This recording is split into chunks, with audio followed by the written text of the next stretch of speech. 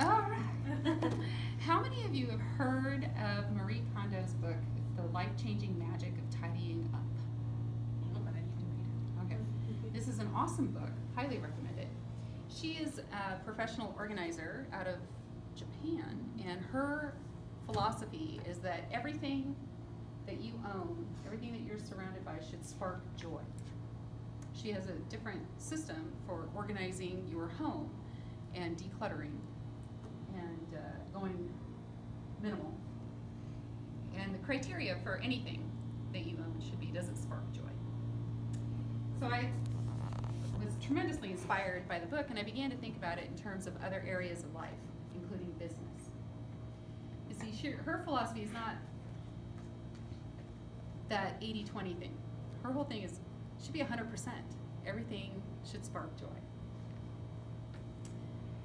So I thought about it because as a hypnotherapist, I always think about what are our beliefs, because our behavior comes from our beliefs. And I started thinking about my beliefs around business. And I had this belief that there are certain business activities that you just have to do, even though you don't want to. For example, taxes or books or whatever. So I was thinking about her philosophy. And while you might not be able to overhaul your day 100% to where everything that you're doing you enjoy, you might not be able to afford an accountant yet or whatever. You might not have the means to just overhaul it overnight. And I'm not sure that that would be a healthy thing to do anyway. But I'm going to ask you to close your eyes. And just begin to bring your awareness into your body, into your breath.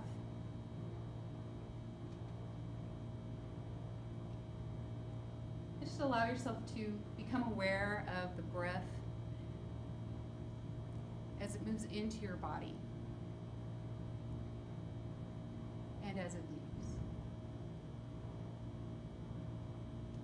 And bring your awareness to your business activities. Whether you see yourself doing these activities or hear yourself, or you can feel it in your body. Become aware of the activities that you enjoy most. What do you do for your business that sparks joy? And when you imagine these activities that spark joy, you can allow yourself to smile.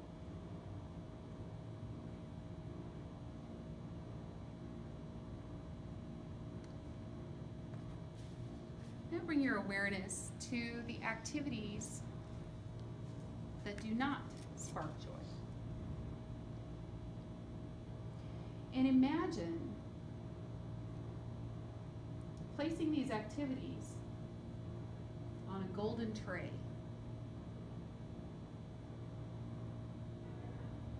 Maybe even just one activity that does not spark joy for you. Imagine placing that activity on a golden tray and handing it to somebody else for whom it does spark joy.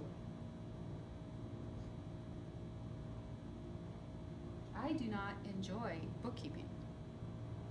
It does not spark joy for me. And yet I know 3 people for whom it does spark joy.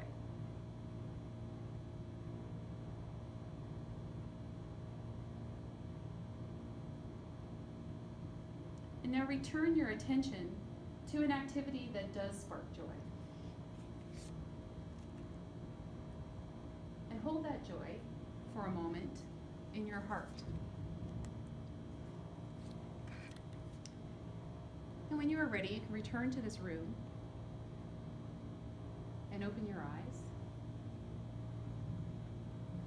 And I invite you to make a list of the things that spark joy for you and a list of the things that would spark joy for somebody else.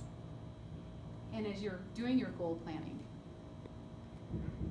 you can place those items in your to-do list and begin to do some visioning exercises around handing those to somebody else so that you will attract the means to turn those things so that 100% of your activities, or maybe 95% of your activities, spark joy.